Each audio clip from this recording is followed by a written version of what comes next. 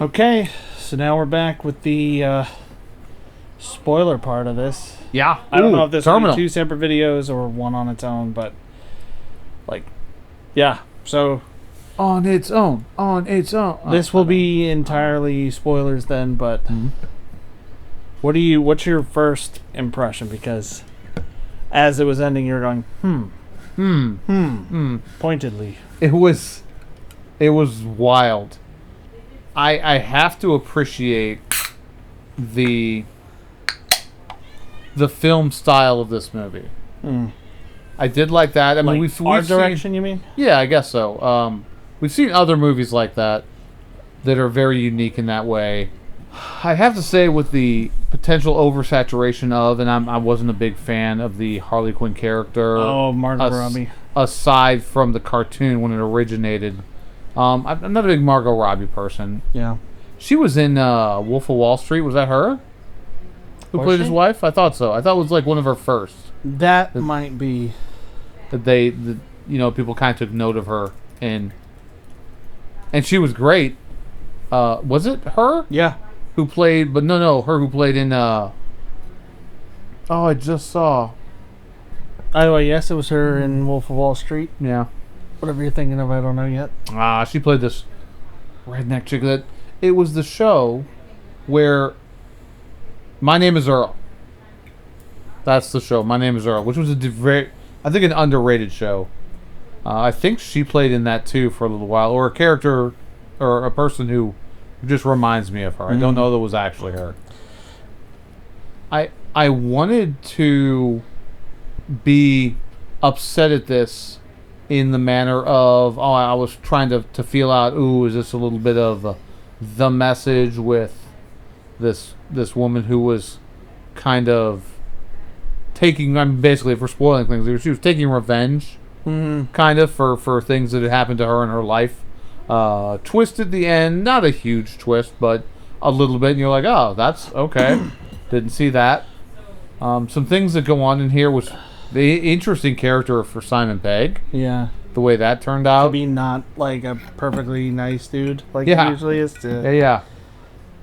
So there were some moments in this. Neville, I pointed out Neville Longbottom.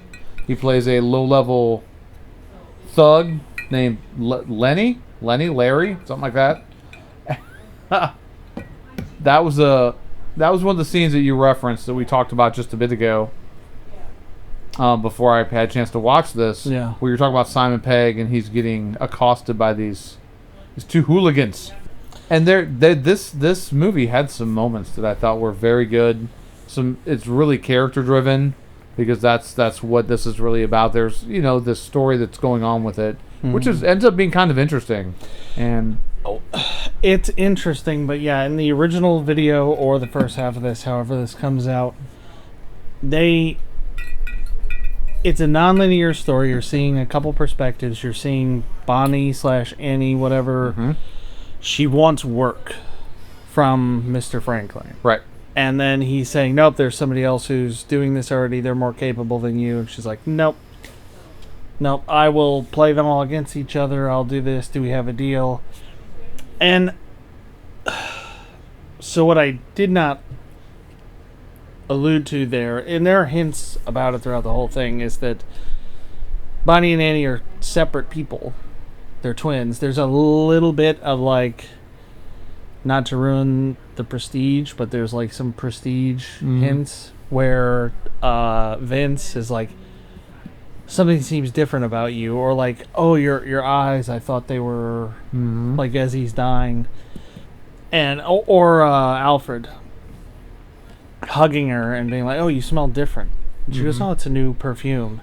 And then even towards the end when she kills Alfred and she says, oh, I know you wanted to keep him, I'm sorry, blah blah blah. And then the night supervisor's coming up and she's startled to see him. You're supposed to think she knew it was him, but maybe he surprised her anyway, but you realize after the fact she's waiting on her twin to show up. And one of them likes him, the other one doesn't really care. I still don't get why Franklin would go for it. Why he would be deal. if you can kill off my other employees, I said this in the first one, like, I don't know why that's a deal. Why he wants to do that.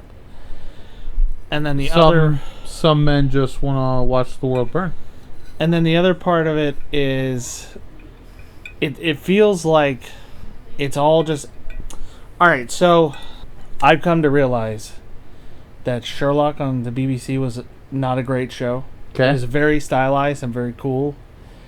But a lot of it is all in the moment. Sherlock being like, well, I saw this and I saw that, and revealing it to you all at once. Mm-hmm. Instead of letting you piece things together over the course of the show. And I think Elementary, because I finally finished Elementary, because it's part of my habit to watch a show about 70% of the way through and then never touch it again. So I finished it and I realized, like, well, they kind of, like, they're wrong a lot. Or they start down a wrong path and they realize it, and there's clues to things all along the way. And with this, I feel like there were not enough clues. Okay. There were not enough clues to them. I mean, to them being twins, I guess, sure, that there's more than one of them running around. But it just feels so sudden. Oh, like, naughty, naughty girls. And then he realizes who she is. Mm-hmm. And for me, the rewatch actually did make it better, because a lot of what I saw is like nervous energy and like this manicness to her behavior, this mania, was really like an anxiety of like waiting to see, like, does he know who I am? Does he remember now? Like, are you getting this? Almost like in Inglourious Bastards. Sure, yeah. Same situation. But it's like, is this gonna, is this it? Do you get it?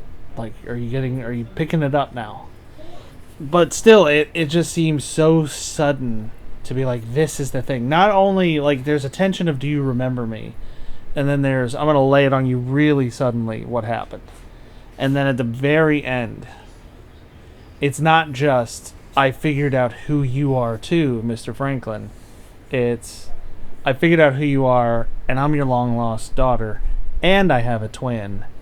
And we're going to lobotomize you. Because you killed our mother. Because you're the one who killed our mother. Yeah. It's almost like I was going to say like exposition the movie. There's a lot of explaining stuff towards the end. But it's just more like if you gave AI a prompt that was like, write me a movie that is half boring and half twist. Okay. Because the end of it is all twists. Right? A little, yeah. Because I was kind of hoping for a more satisfying conclusion. Cause I just feel like, and I'm really like getting heavy into my opinion on it. I gave this a 1 out of 5 in my like review on Hoopla. Okay. And it has I think a 3-star review. Hoopla is a service that is run through libraries, so that's how we watched it. I don't know how that rating compares against what's on IMDb or anything, but yeah. I would say probably that the people who like it seem to think that it was stylized really well, but the way the ending was rushed into was not. Like, the pacing was really odd. Mm. And I feel like I just did not have enough time to get to know anybody except Simon Pegg. Simon Pegg's the only one I really cared about.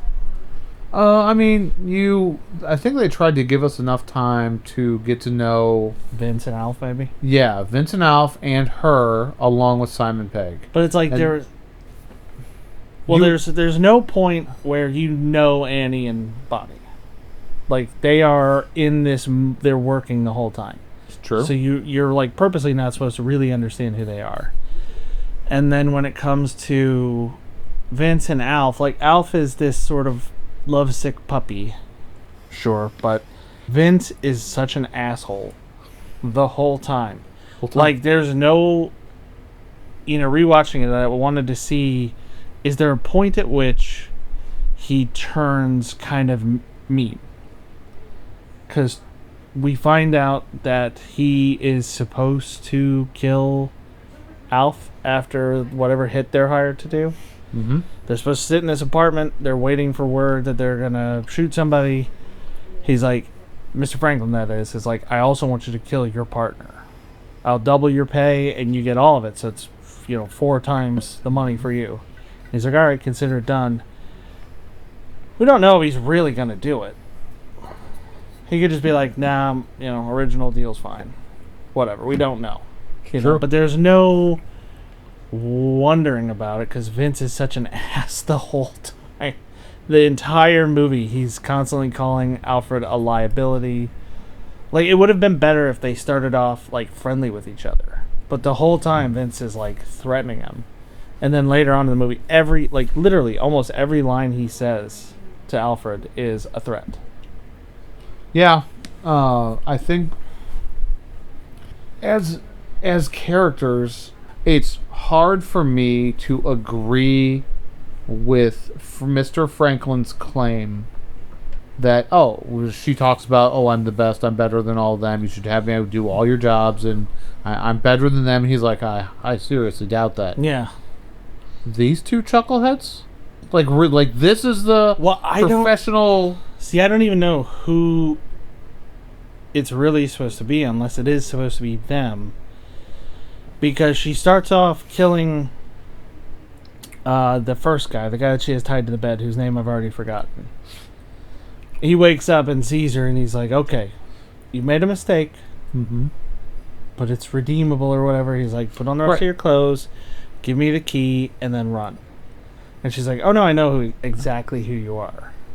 This is who you are, this is how much you weigh, yeah, who you work for. And I knew where you're going to be, what your tastes are, so I know how much laudanum to give you. And there's a reference to him later when Alfred and Vince get the briefcase, and Alfred's like, oh, this is Mr. Franklin. Like, this is an incredible opportunity to do work for him. Doesn't he usually use this guy? And they even do a little flash of, like, that's the dude from the bed earlier. Yeah, she used whatever she cut off of him to force the initiation of the meeting with Franklin in the church, where she's demanding that you take. That's why that meeting happened in the first place. I killed your top guy. Yes. I'm now your top guy. And he's like, I already hired somebody else. Yeah, and then he's all like, she's like, oh, I'm better than they are, and he was, oh, I don't know about that. And then these are the two guys you show, like.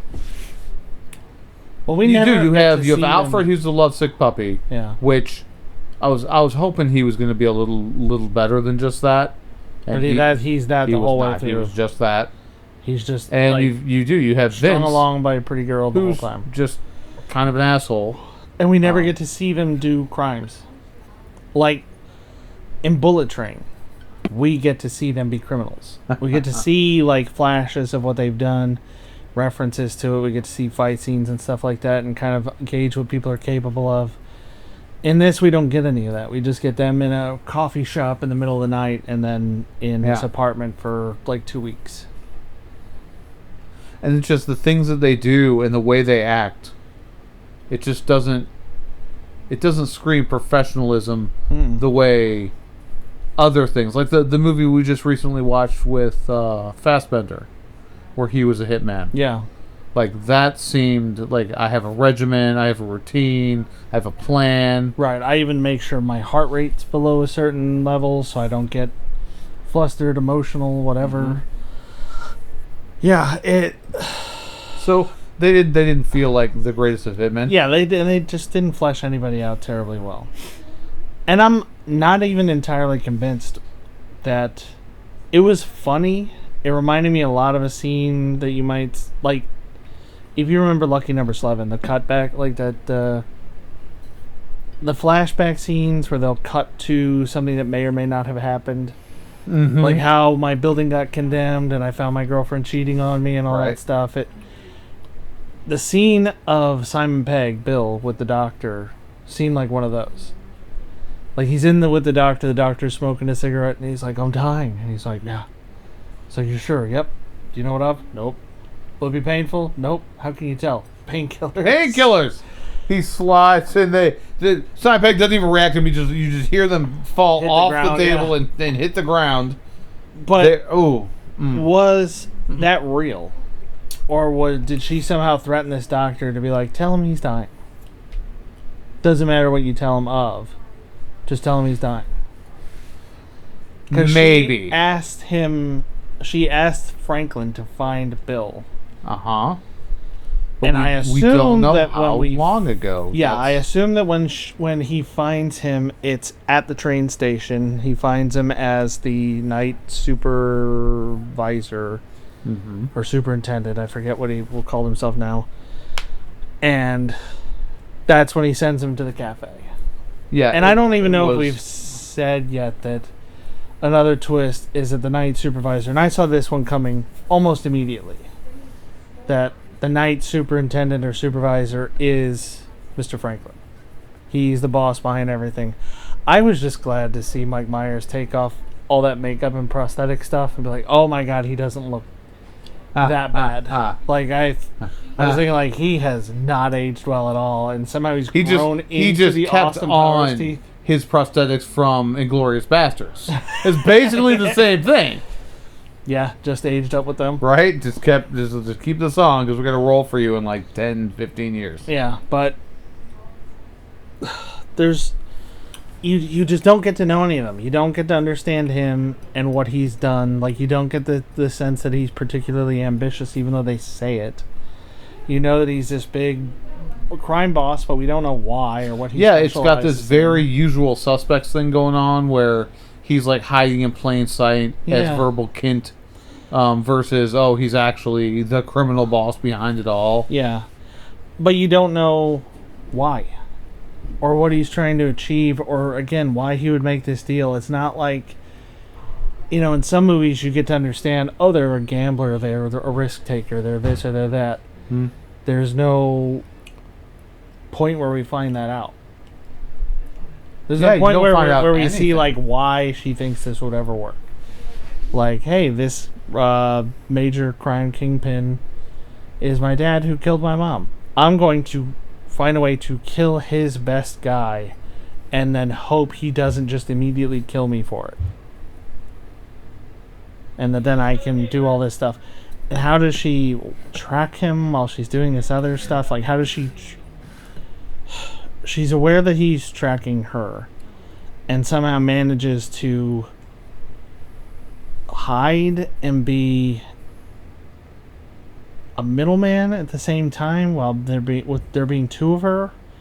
I don't understand the logistics of that. Like, how did he never catch two of her, or be like, how did she just get from there to there in like 5 minutes when it should have taken her much longer? Or how did she change clothes so quickly? She just pulled a Mr. Smith. She walked into this room and then out of this other room. It just falls apart under any scrutiny, which is what I don't like about it. Not enough character development. Not enough like motivation. What it really feels like is there's a much longer version of this movie that they either did not bother to shoot, or that a lot of it got left on the cutting room floor. Yeah. I kind of lean towards this is going to be too expensive with this cast, because I don't know where this movie came out. I said it in our first part of this that I don't know what this was made for or why it's so hard to find.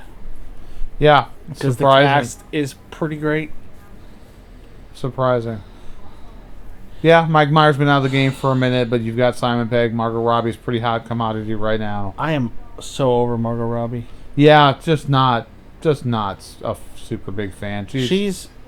Oh, and you were kind of scoffing at, like, what are you, 23, 24? When Oh my something gosh, like that? yes. She would have been about 28 when this came out. You think so? So it's- 28? Yeah, she's 35 now. All right. Year of that's- our Lord, 2025. She's 35. So this came out around 2018. So it would have been 2017 probably when they were filming. So she was 27, 28, somewhere in there.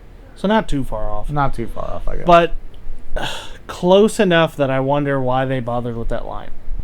What are you, 23, 24? You could have been like, what are you, 24, 25? You could have been a little closer. I don't know. I mean, still, it's young enough, and they were trying to really play up his angle and it's like this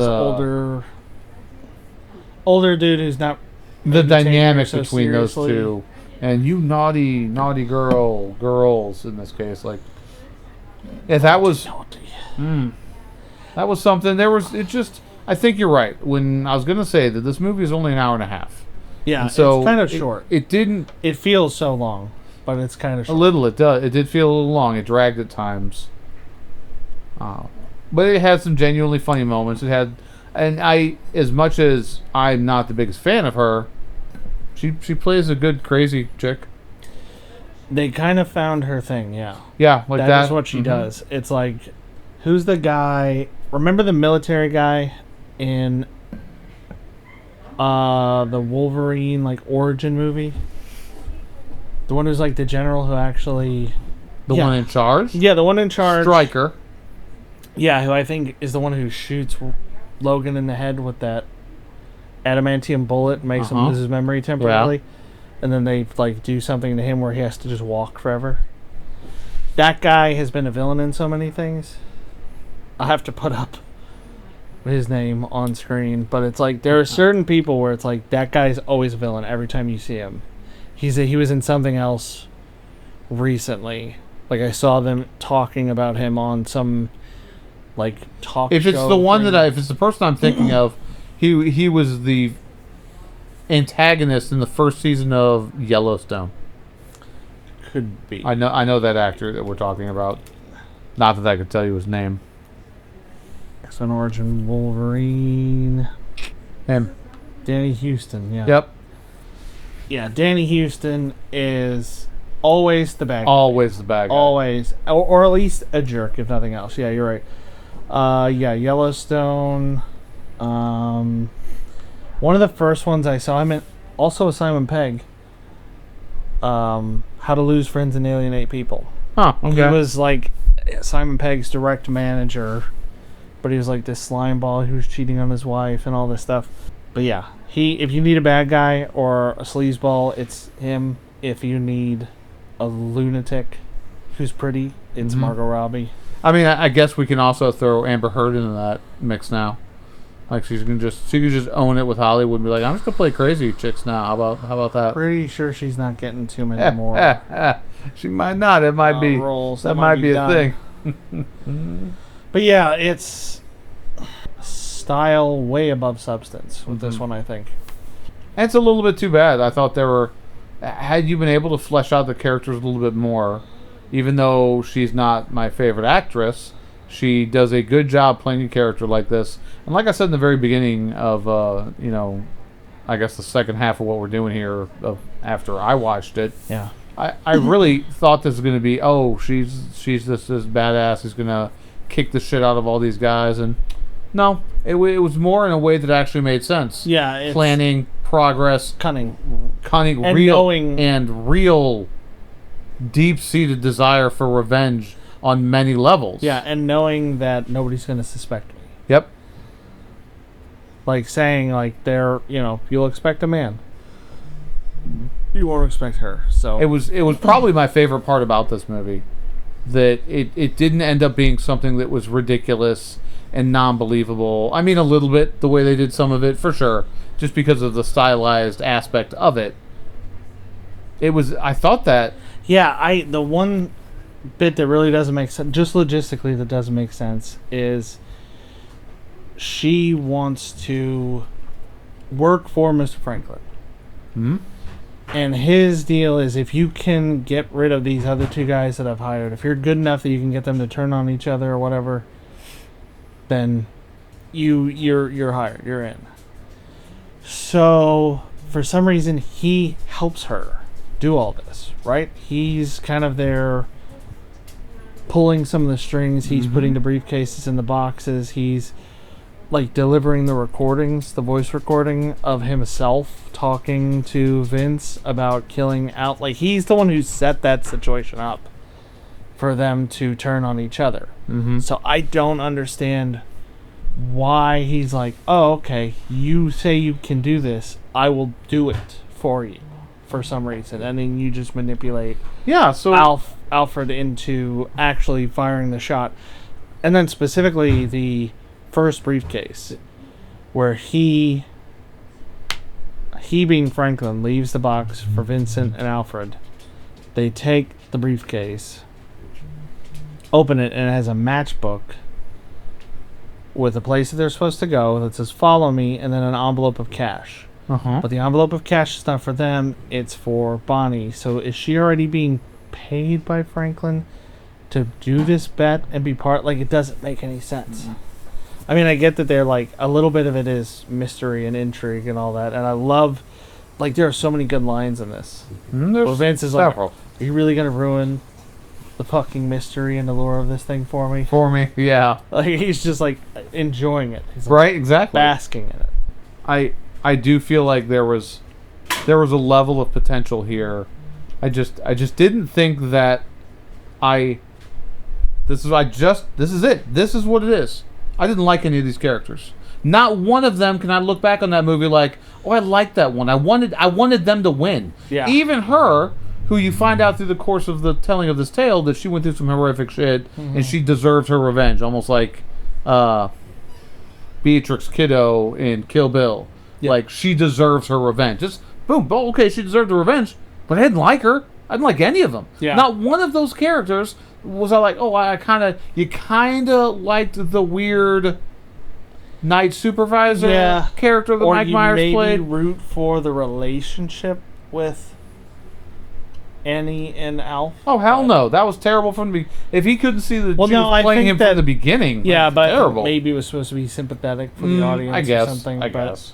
yeah, I didn't like anybody. But that was it. Like, in a movie like this, you ended up liking Slevin.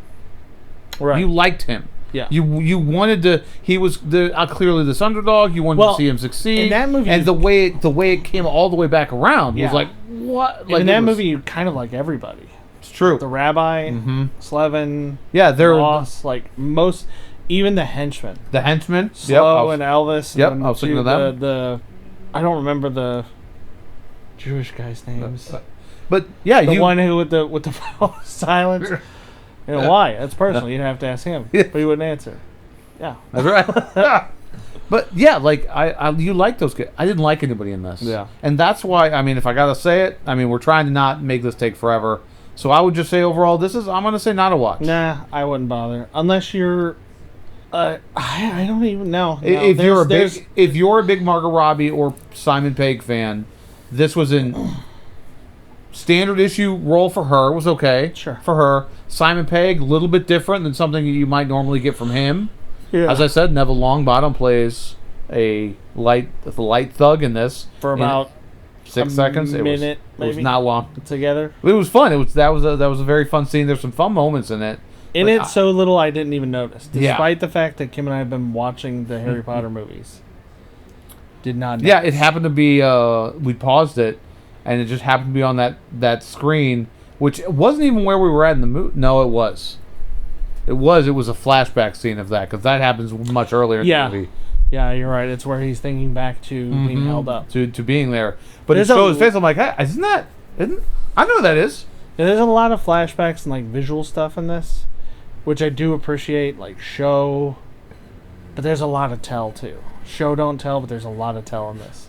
There is, and yeah, I think that's my number one gripe. That I figured it out. It's one I love doing this, love talking about it, and you really start to think about things, and that's what we try to do with you all Halligans, bring you in for the conversation. What did you think about this? Have you seen it? Have you not? Do you know what Hoopla is? Do you get onto your local library? It's an underutilized source. Everybody should go check them out. They're kind of everywhere. Yeah, like you're use going to have one near you. The Just Watch app or website to find out where they are. It'll tell you if it's on there. That's what we use all the time because even though between us we probably have 5 different streaming services, We got enough. you can't get everything on there. So this was interesting. It wasn't. I don't feel like it was terrible waste of my time in any way, shape, or form. I like watching movies and I like watching things that are a little bit different. I think this falls into this category, and I want to be a little bit sympathetic because we do give a lot of garbage to Hollywood because they keep remaking shit and they keep, oh no, we have to, the Marvel cash cow, the Star Wars cash cow. Well, this was different. And I do at least want to give props for A for effort. For putting in some and doing something different. So I it's hard for me not to acknowledge that. But otherwise, sorry, I'm not thrilled with this one. Yeah. Without any characters that I liked, I'm going to say it's not a watch. But until next time, Halligans, we're going to bring you more content. We're going to do more things. hit all the buttons, hit the bells, the subscribe. Is it over? Is it down? Is this where you hit it? Is this where you? I don't know. I don't know what to. Whatever. But I've been Joe. I've been Ryan. We're out.